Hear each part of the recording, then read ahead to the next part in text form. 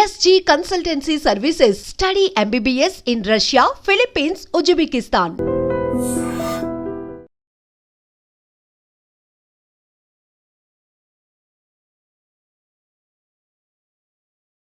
జీడిమెట్లలో Anjali murder జరిగిన తీరు ఇప్పుడు అందరినీ కూడా కలిచివేస్తోంది. ఒక రకంగా వాళ్ళ చిన్న పాప ఏడుస్తున్నటువంటి తీరును చూసిన తర్వాత నిజంగా ఇంత దారుణంగా మనుషులు ఎట్లా తయారవుతున్నారు, కన్న తల్లుల్నే కూతుర్లు ఎట్లా చంపగలుగుతున్నారు, ఈ సంఘటనలో అసలు ఏం జరుగుంటుంది, ఇంత కసి పెంచుకోవడానికి రీజన్ ఏంది, పెద్ద కూతురు ఎందుకు ఇట్లా తల్లినే చంపేసింది అని అంటే ఒకటి ప్రేమ వ్యవహారం ఒకటి అన్నటువంటి మాట చెప్తున్నారు. ఇంకోటి ఏంటంటే ఇప్పుడు అంజలి ఎవరైతే ఉన్నారో, అంజలి ఎవరైతే చనిపోయారో ఆమెకి ఇప్పుడు 2 పెళ్ళిళ్ళు అనమాట. ఫస్ట్ మ్యారేజ్ జరిగినప్పుడు ఆమెకు మొదటి సంతానం ఎవరు అనంటే ఇప్పుడు ఈ పెద్ద కూతురు చంపినటువంటి పెద్ద కూతురు. తర్వాత నెక్స్ట్ మ్యారేజ్ అయిన తర్వాత ఇప్పుడు చిన్న కూతురు ఎవరైతే రోధిస్తుందో వాళ్ళ అమ్మ మృతదేహం దగ్గర ఆమె సెకండ్ భర్తకు కలిగినటువంటి కూతురు అనమాట.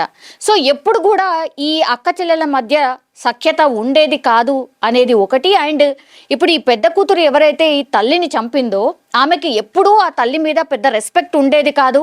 అట్లాగే ఆమె మీద చాలా కోపంగా ఉండేది. ఎందుకంటే ఆమె ఎక్కడో మనసులో పెట్టేసుకుందట, చాలా టైమ్స్ అనేదంట, ఆ చెల్లితోనే చెప్పేదంట, అమ్మ అంతు చూస్తాను నేను, ఎందుకంటే నా తండ్రిని పొట్టన పెట్టుకుంది కాబట్టి ఆమె తల్లే కాదు, ఆమె అసలు నన్ను ఎవరు అడగడానికి, నేనేం చేస్తే అసలు ఆమెకెందు అనే ధోరణిలో మాట్లాడేదట. అంటే చిన్న పాప చాలా విషయాలు ఆమె మాట్లాడుతుంది.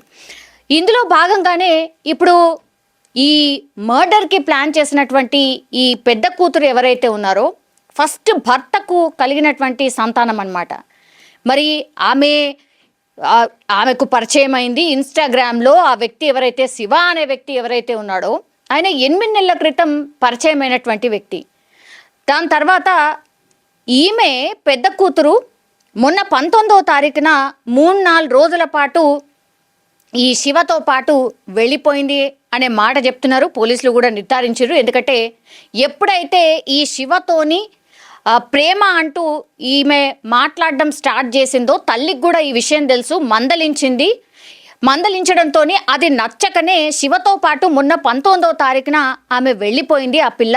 సో వెంటనే తల్లి వెళ్ళి పోలీసులకు కంప్లైంట్ చేసింది. పోక్సో చట్టం కింద కేసు కూడా నమోదు చేసింది. నమోదు చేసినప్పుడు పోలీసులు ట్రేస్ అవుట్ చేసిండ్రు. ఆ తర్వాత ఆ పిల్లని తీసుకొచ్చి తల్లి దగ్గర వదిలిపెట్టిండ్రు. పోక్సో చట్టం కింద ఆ శివ మీద ఆయన మీద కేసు కూడా ఫైల్ అయింది. కానీ జస్ట్ నోటీసులు ఇచ్చి వదిలేశారు. అందుకే ఈ మర్డర్ జరిగింది.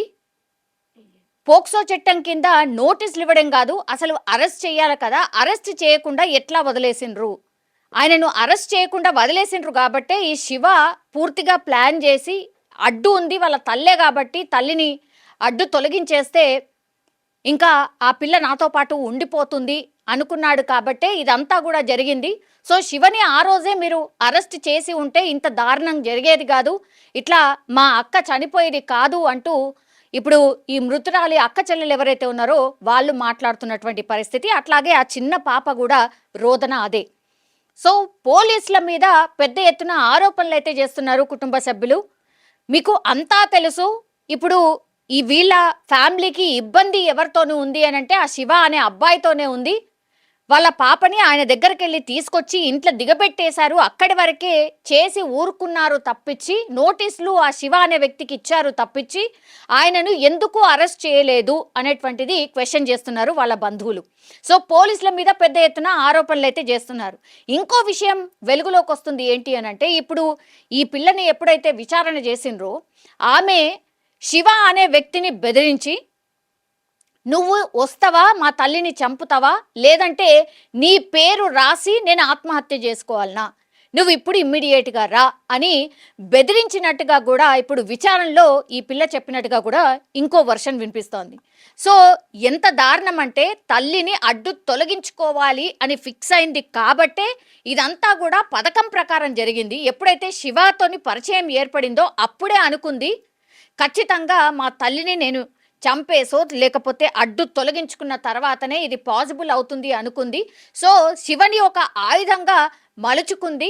శివని ఆయుధంగా మలుచుకొనే మొత్తం ఈ పిల్లనే ఆ శివాని ట్రాప్ చేసి ఆ తర్వాత బెదిరించైనా సరే నా తల్లిని అడ్డు తొలగించుకోవాలని అనుకుంది కాబట్టి ఇదంతా చేసింది అని పోలీసుల విచారణలో చెప్పినట్టుగా కూడా వినిపిస్తోంది. సో ఈ పెద్ద కూతురు ఎవరైతే ఉన్నారో తల్లి మీద అత్యంత కోపంగా ఉంది. సో తల్లి మాట వినేది కాదు. 10వ తరగతి నువ్వు చదువుతున్నావమ్మా, నువ్వు చదువుకోవాలి కదా, నువ్వు చదువు మీద కాన్సన్ట్రేషన్ చెయ్యు, ఇవన్నీ ఏంటి అని మందలించినందుకు ఇంకా కోపం పెంచుకొని తల్లిని ఎట్లా అయినా చంపాలి అనుకుంది. కాబట్టే 3 రోజుల క్రితం శివతో పాటు ఉండి వెళ్ళి వచ్చిన తర్వాత ఇంకా ఫిక్స్ అయిపోయిందనమాట. ఇంకా లాభం లేదు, ఎట్లాగూ ఈ అంజలిని తన తల్లిని అడ్డు తొలగించుకోవాలనుకుంది. అందులో భాగంగానే శివని ఒక ఆయుధంగా మలుచుకుంది.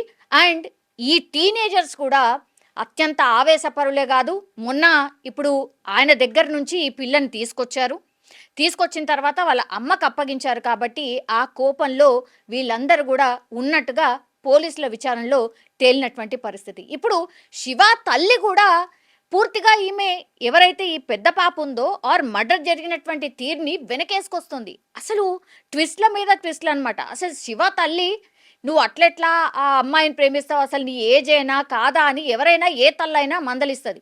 పూర్తిగా మర్డర్లో ఇన్వాల్వ్ అయినటువంటి కొడుకుని వెనకేసుకొస్తోంది. అట్లాగే ఈ పిల్ల ఎవరైతే అంజలిని మర్డర్ చేసిందో ఆమెను కూడా వెనకేసుకొస్తుంది. ఆమె ఒకటే చెప్తుంది, వీళ్ళు చేసింది కరెక్టే, అంజలిని చంపడం కరెక్టే, ఈ విషయాలన్నీ కూడా లోతుగా మీరు విచారణ చేస్తే ఈ పిల్లనే మీకు చెప్తుంది అన్నటువంటి మాట చెప్తోంది. మరి శివ తల్లికి ఎందుకు ఇంత కోపం అనేది అర్థం కానటువంటి అంశం. సో శివ తల్లి ఆర్ శివకు సంబంధించిన ఫ్యామిలీ అందరికీ కూడా తెలిసే ఇప్పుడు ఈ మర్డర్ అంతా ప్లాన్ జరిగిందా? ఇప్పుడు శివ వాళ్ళ తల్లిని కూడా వాళ్ళ కుటుంబాన్ని కూడా అదుపులోకి తీసుకొని విచారణ చెయ్యబోతున్నారా? ఎందుకంటే ఒక మర్డర్ ఇంత దారుణంగా కన్న తల్లిని మర్డర్ చేయడానికి ఒక వ్యక్తిని ఎవరినైతే ప్రేమించానని చెప్తోందో అతన్ని పిలిపించి, అతనే కాదు వాళ్ళ తమ్ముడు పోయిండు స్పాట్కి, ఆ తర్వాత వాళ్ళ స్నేహితుడు కూడా స్పాట్కి వెళ్ళిండు. ముగ్గురు కలిసి ఆల్మోస్ట్ ఈ పిల్ల కూడా కలిసి ఆమెను అత్యంత దారుణంగా సుత్తతోని కొట్టడం కావచ్చు, చున్నీతోని బిగించడం కావచ్చు, చనిపోయింది అని అనుకున్నా లేదు ఇంకా కదులుతోంది, మళ్ళీ ఇంకోసారి రా అని చెప్పి మళ్ళీ పిలిపించి మళ్ళీ ఆ తల్లిని చంపేసి ఏదైతే చున్నీతోని బిగించి వాళ్ళ తల్లిని చంపిందో ఆ చున్నీనే తన నడుముకి కట్టుకొని ఈ పిల్ల ఎవరైతే ఈ మర్డర్ అంతా చేసిండ్రో, ఈ ప్లాన్ చేసిండ్రో ఆ పిల్ల పోలీస్ స్టేషన్లో ఇప్పటికీ కూడా తల్లిని ఏదైతే ఉరి తీసినటువంటి చున్నీ ఉంటుందో ఆ చున్నీని నడుము కట్టుకొని ఇప్పుడు ఇంకా కూడా పోలీస్ స్టేషన్ దగ్గర ఉన్నటువంటి పరిస్థితి. సో ఎంత దారుణమైన ఆలోచనలో ఆ పిల్ల మనస్తత్వం ఉంది అనేది కూడా అర్థం చేసుకోవచ్చు. ఒకటి జస్ట్ 10వ తరగతి చదువుతుంది. ఏ తల్లైనా ఎవరు చేస్తారు? ఇంకో 2-3 కొట్టడమే కాదు, అసలు ఎవరైనా ఊరుకుంటారా? ఏ తల్లైనా ఊరుకుంటుందా ఇట్లాంటివి చేస్తుంటే?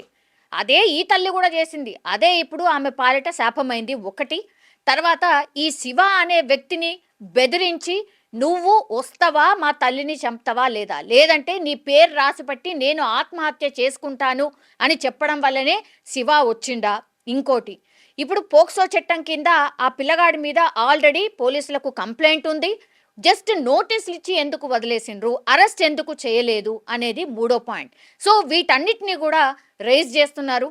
ఇంకా ఈ కేసు విచారణలో ఏమేం నిజాలు బయటకు వస్తాయి, మరి వీళ్లకు సహకరించింది ఇంకెవరైనా ఉన్నారా? ఎందుకంటే శివ తల్లే చెప్తోంది కరెక్టే చేసిండ్రు అని.